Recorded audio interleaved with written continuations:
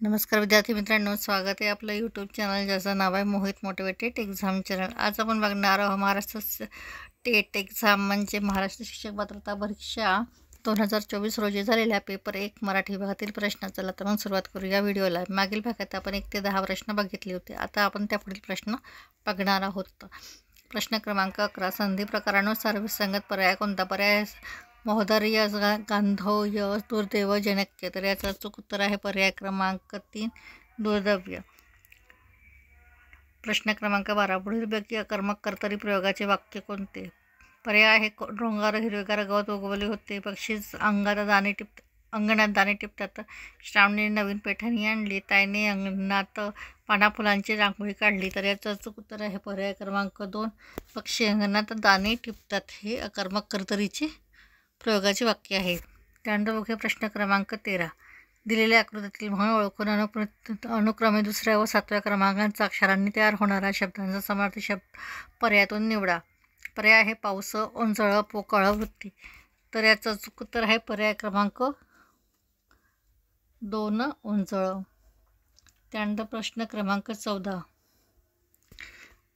गावावर आलेल्या भीतीदायक संकटाचा गावकऱ्यांनी मिळून सामना केला। अधोरेखित शब्दसमूहास योग्य अलंकारिक शब्द कोणता? पर्याय आहे गंडांतर, इष्टपत्ती, हमरी-तुमरी, पर्वणे। तर याचं अचूक उत्तर आहे पर्याय क्रमांक 3 हमरी-तुमरी।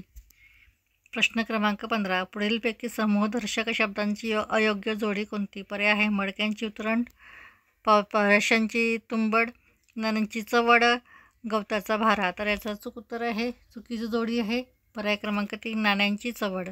प्रश्न क्रमांक 16, माधुरी अतिशय हुशार आहे या वाक्यातील अकर्णकरूपी वाक्य कोणते? पर्याय आहे माधुरी हुशार नाही, माधुरी खूप हुशार नाही, माधुरी अजिबात मठ्ठ नाही, माधुरी खूप मठ्ठ आहे। तर याचं अचूक उत्तर आहे पर्याय क्रमांक 3 माधुरी अजिबात मठ्ठ नाही। प्रश्न क्रमांक 17, यथान्याय या सामासिक शब्दाचा योग्य विग्रह कोणता? पर्याय आहे न्यायासाठी, न्यायाप्रमाणे, न्यायापर्यंत, न्यायाशिवाय। तर याचं अचूक उत्तर आहे पर्याय क्रमांक 3 न्यायापर्यंत। प्रश्न क्रमांक 18, कृष्णा समपाठी राखा माझा बंधुरा यावरील किती अलंकार कोणता? पर्याय आहे उपमा, अनुप्रास, उत्प्रेक्षा, यमक। तर याचं अचूक उत्तर आहे पर्याय क्रमांक 1 उपमा।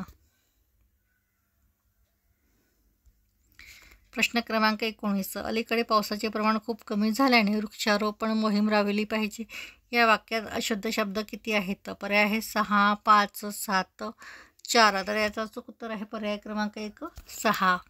प्रश्न क्रमांक 20, मी विचारले तुम्ही तुषार करता म्हणजे काय करता या वाक्यात किती विरामचिन्हे येतील? पर्याय आहे 2, 3, 4 आणि 5। तर याचं अचूक उत्तर आहे पर्याय क्रमांक 3 4।